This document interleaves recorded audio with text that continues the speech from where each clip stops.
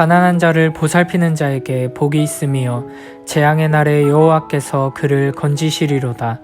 여호와께서 그를 지키사 살게 하시리니 그가 이 세상에서 복을 받을 것이라.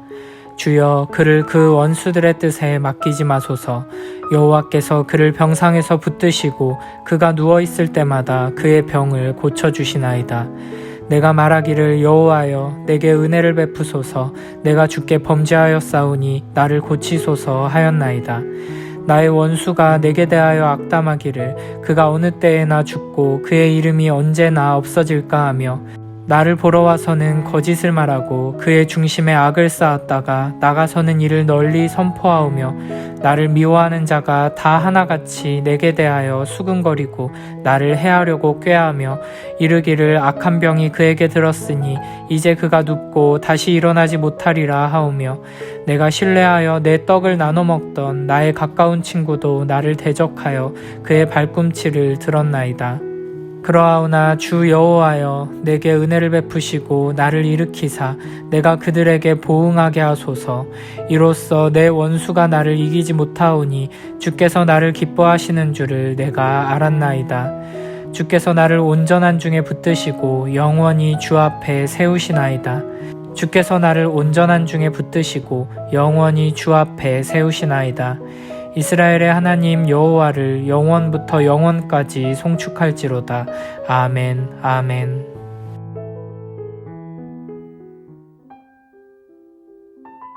시편 41편은 다윗의 시입니다. 시편 41편은 시편 1편처럼 복이 있으며 라는 선언으로 시작합니다. 우리는 이를 통해 시편 1편부터 41편으로 이어지는 시편 제1권이 누가 복 있는 자이며 어떻게 살아가는 것이 복된 삶인지에 대해 다루고 있다는 것을 알 수 있습니다. 1절에 다윗은 가난한 자를 보살피는 자에게 복이 있으며 재앙의 날에 여호와께서 그를 건지시리로다 라고 말합니다. 여기서 가난한 자는 경제적으로 궁핍한 처지에 있는 사람뿐 아니라 육체적인 연약함으로 신음하는 자들, 여러 가지 어려움으로 고통 가운데 있는 무력한 자들을 의미합니다. 1절에서는 이렇게 가난한 자들을 보살피는 자에게 복이 있다고 선언하며 재앙의 날에 여호와께서 건져주실 것이라고 말합니다. 또 2절, 3절에서는 여호와께서 그를 지키사 살게 하시고 그가 이 세상에서 복을 받게 하시며 그를 병상에서 붙드시고 병을 고쳐주신다고 말합니다. 가난한 자를 보살피는 사람이 바로 이와 같은 복을 누리는 사람이라는 것입니다. 여기서 보살핀다는 것은 단순히 몇 번의 기부나 봉사활동을 말하는 것이 아닙니다. 마음을 다해 가난한 자들을 돕고 그들과 함께하며 그들을 위해 나의 시간과 물질과 삶을 계속해서 헌신하는 것을 의미합니다. 이렇게 가난한 자를 보살피는 것이 하나님의 복을 받는 것, 복된 인생의 핵심이라는 것입니다. 사실 성경은 가난한 자들을 돌보는 것에 대해 매우 자주 강조하고 있습니다. 잠언 14장 21절에서는 이렇게 말씀하십니다.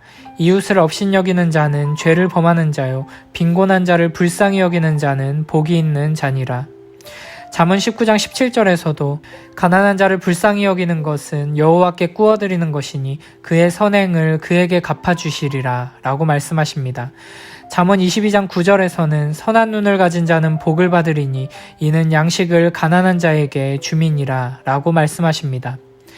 사실 시편 41편의 이 말씀은 단순히 복을 받기 위해서는 가난한 자들을 보살펴야 한다는 명령이 아닙니다. 가난한 자들을 보살피는 행위를 하면 그에 대한 대가로 내가 복을 내려주겠다는 조건의 말씀도 아닙니다. 이 말씀은 시편 1편의 말씀처럼 하나님의 은혜 안에 있는 참으로 복된 하나님의 사람에 대한 선언입니다. 야고보서 1장 27절에서는 이렇게 말씀하십니다. 하나님 아버지 앞에서 정결하고 더러움이 없는 경건은 곧 고아와 과부를 그 환난 중에 돌보고 또 자기를 지켜 새 속에 물들지 아니하는 그것이니라. 영원한 하나님 나라에 합당한 하나님의 백성에게는 참된 경건의 열매가 있어야 합니다. 참된 믿음에서 나오는 경건의 열매는 예배를 잘 드리고 기도를 뜨겁게 하고 교회 봉사를 열심히 하는 것으로 나타나지 않습니다. 예배와 기도는 너무나 중요한 것이고 교회 공동체를 섬기는 일 또한 너무나 중요합니다. 그러나 하나님께서는 하나님 나라 백성이 갖춰야 할 가장 핵심적인 경건을 고아와 과부를 그 환난 중에서 돌보는 것, 곧 가난한 자를 보살피는 것으로 말씀하십니다. 내가 참으로 구원 얻은 바른 믿음으로 자라고 있는지 아닌지를 확인하기 위해서는 내가 가난한 자를 보살피는 삶으로 자라고 있는가를 시금석으로 삼아야 한다는 것입니다.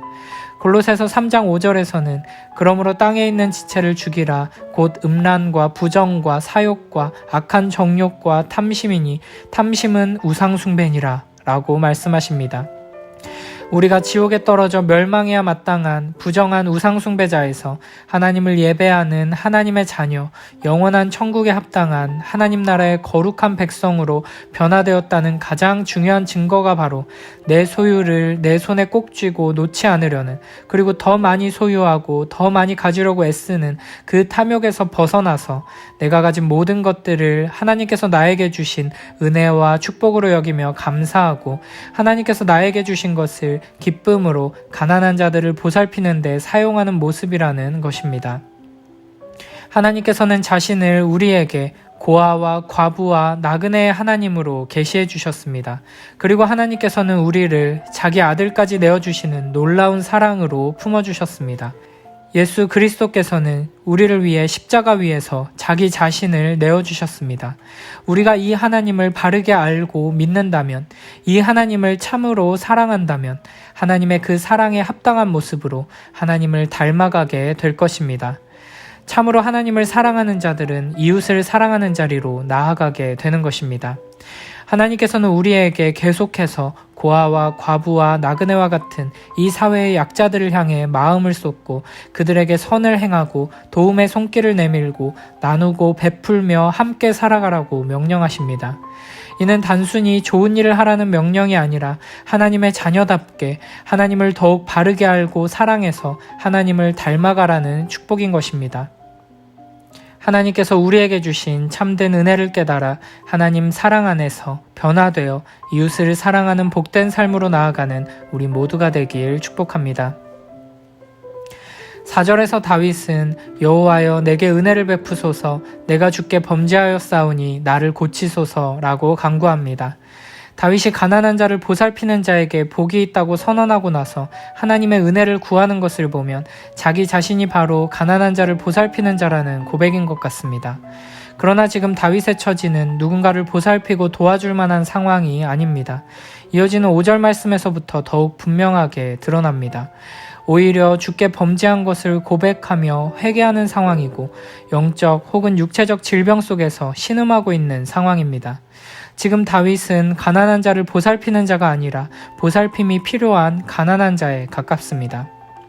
사실 이와 비슷한 말씀을 예수님께서 마태복음 5장과 누가복음 6장에서 하셨는데 가난한 자는 복이 있나니 하나님 나라가 너희 것이미요 라고 말씀하셨습니다.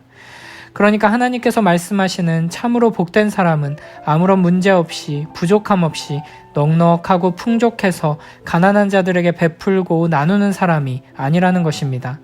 가난한 자들의 신음에 공감하며 그들과 함께 아파하는 마음으로 그들을 돌볼 수 있었던 것은 그 복된 사람 자체도 사실은 가난한 자이기 때문입니다. 가난한 자만이 가난한 자를 이해하고 품을 수 있고 진정으로 도울 수 있습니다. 이것이 하나님께서 우리에게 베풀어 주신 사랑의 본질입니다. 예수 그리스도께서는 우리를 위해, 우리를 이 죄와 비참에서 건지시기 위해 친히 죄와 비참 가운데로 내려오셨습니다. 우리와 같이 가난해지셔서 가난한 자의 고통을 경험하시고 가난한 자로서 가난한 우리들을 도우시고 부요하게 채워주신 것입니다. 우리가 가난한 자를 보살피는 삶으로 하나님의 영광을 드러내는 복된 삶이 된다는 것은 단순히 우리의 삶이 부족함 없이 풍요를 누리게 되고 이를 통해 많은 이들을 도울 수 있게 된다는 의미가 아닙니다. 물론 이런 모습의 축복을 누리는 사람들도 있습니다. 그러나 기본적으로 하나님께서 가난한 자를 보살피는 자에게 복이 있다고 선언하시는 말씀의 의미는 예수님께서 가난한 자에게 복이 있다고 하신 말씀과 다르지 않습니다. 우리가 참으로 하나님을 바르게 믿는다면 우리가 이 세상에서 많은 것을 소유했건 아무것도 가지지 못했건 우리는 하나님 앞에서 아무것도 없는 빈털터리 가난한 자일 뿐이며 하나님께 모든 것을 다 받은 부족함 없는 복된 자들이라는 것을 알게 됩니다. 이러한 하나님 앞에서 자신을 바라보는 믿음의 눈이 있는 사람은 가난한 자들을 돌보는 복된 삶으로 나아가게 되는 것입니다. 범죄한 우리를 고치시고 은혜를 베풀어 주시는 하나님의 놀라운 사랑 안에서 이웃을 향한 아름다운 사랑으로 자라나는 우리 모두가 되길 축복합니다. 5절부터 다윗은 원수들에 대해 하나님께 호소합니다. 아마도 다윗은 심각한 병 때문에 죽을 고비를 넘기고 있는 상황인 것 같습니다. 그런데 원수들이 그 모습을 보며 조롱하며 수근거리고 다윗을 해치려고 꾀하고 있습니다. 심지어 9절에서는 다윗이 신뢰하던 가장 가까운 친구도 다윗을 대적하여 그의 발꿈치를 들었다고 말합니다. 이 발꿈치라는 말은 속이는 자 야곱을 생각나게 하는 단어입니다. 아마도 9절에서 다윗을 배반한 친구는 다윗의 모사로 있다가 압살롬의 반역 때 압살롬의 모사가 되었던 아히도벨일 가능성이 큽니다. 그리고 중요한 사실은 예수님께서 가룟 유다의 배신에 대해 말씀하시면서 이 구절을 인용하셨다는 것입니다. 요한복음 13장 18절에서 이렇게 말씀하십니다. 내가 너희 모두를 가리켜 말하는 것이 아니니라. 나는 내가 택한 자들이 누구인지 알미라. 그러나 내 떡을 먹는 자가 내게 발꿈치를 들었다 한 성경을 응하게 하려는 것이니라. 다윗이 경험한 고통스러운 친구의 배신을 예수님께서도 겪으셨다는 것입니다. 우리 인생에서 우리가 경험하는 모든 고통과 슬픔과 아픔을 우리 주 예수 그리스도께서 모두 친히 겪으셨고 감당하셨습니다. 그래서 우리 주님께서는 다윗과 같이 답답하고 고통스러운 상황 속에서 드리는 우리의 기도를 다 이해하시고 공감하시며 귀 기울여 들어주십니다. 다윗은 10절에서 주 여호와여 내게 은혜를 베푸시고 나를 일으키사 내가 그들에게 보응하게 하소서라고 간구합니다. 이는 단순히 내가 배반당해 억울하니 나를 배반한 이들이 더 큰 고통을 당하게 해달라는 의미가 아닙니다.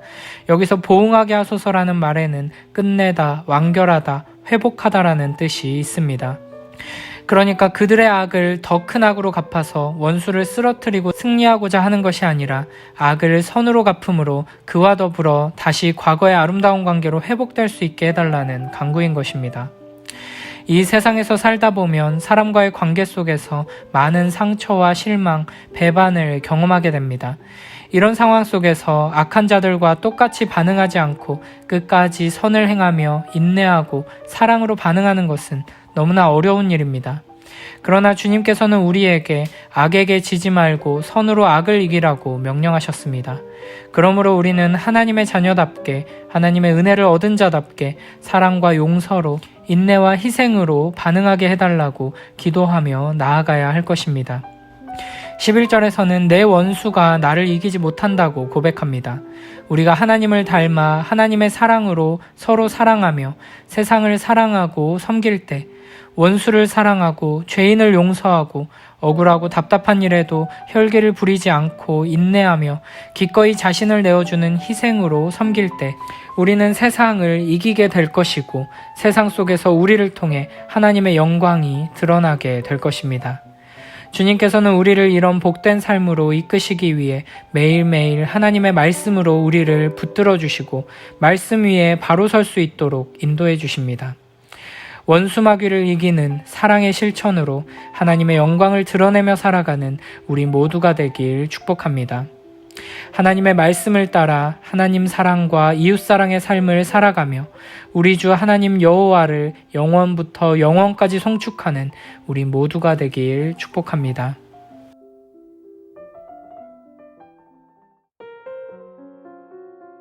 복되어라 딱하고 가난한 사람 알아주는 이여 불행한 날에 야훼께서 그를 구해주시리라. 그를 지켜주시고 생명을 주시고 땅 위에서 복을 주시며 원수들에게 먹히지 않게 하시리라. 병상에서 그를 붙들어 주시리니 자리를 떨쳐 일어나게 되리라. 내가 드릴 말씀은 이 한마디 야훼여 나를 불쌍히 여기소서 나를 고쳐주소서 당신께 죄를 지었사옵니다. 원수들은 나를 보고 저자가 언제 죽어서 그 이름이 없어질꼬 하며 찾아와서는 속에도 없는 소리를 하고 험담할 꼬투리를 찾아 나가는 길로 떠들어댑니다. 모두들 내가 미워서 입을 모아 수근대며 나의 불행을 궁리하여 나를 해칠 양으로 죽을 쌀이 뻗쳤구나 병들어 영영 일어나지 못하리라 합니다. 흉허물 없이 사귀던 친구마저 내 빵을 먹던 벗들마저 우쭐대며 뒷발질을 합니다. 야훼여 나를 불쌍히 여기소서. 일으켜 주소서. 나 저들에게 안갚음하리이다. 원수들이 내 앞에서 큰 소리 치지 못하게 되면 내가 당신의 눈밖에 나지 않은 줄을 알리이다. 나를 몸성하게 붙들어 주시고 당신을 길이 모시게 하소서. 이스라엘의 하나님이신 야훼여 찬미 받으소서. 처음도 끝도 없이 영원히. 아멘. 아멘.